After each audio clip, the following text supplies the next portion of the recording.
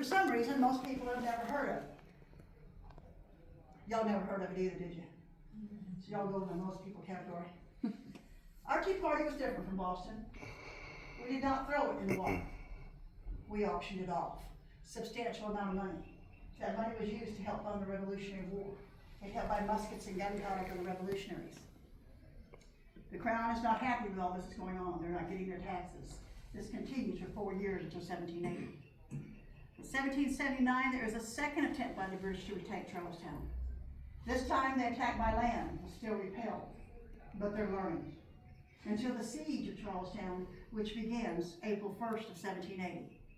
Now before that siege begins, Colonel Moultrie of the Revolutionaries, he believes it's just a matter of time before the British take over. They have a vastly superior navy than what we have. A much larger, better trained, better armed militia. We are greatly outgunned. And Colonel Moultrie believes when the British take over the city, they are going to occupy this building.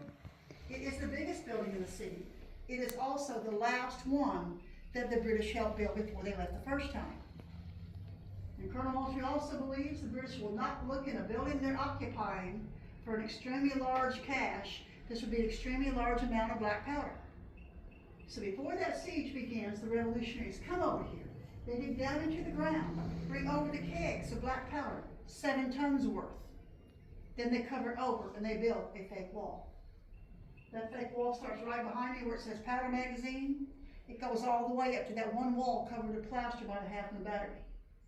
Behind that wall is where the revolutionaries hid 7 tons of black powder. When they got done, the wall was solid. They knew, even though they wouldn't be able to retrieve their own black powder, they couldn't get to it, as long as it's not discovered, it couldn't be used against them.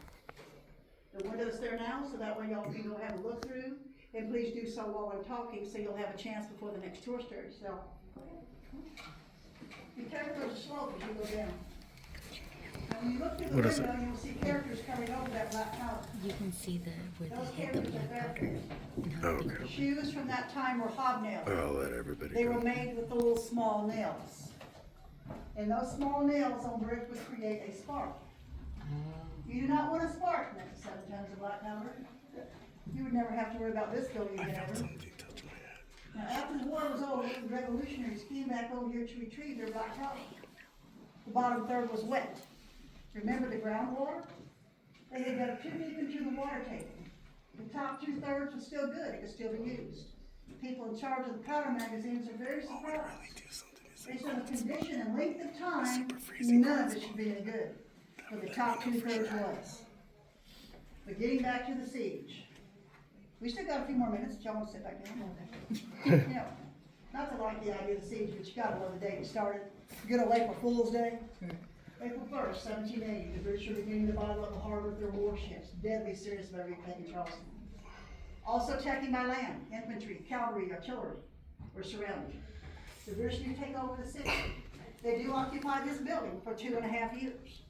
When they first take over, they are looking everywhere for the large caches of black powder.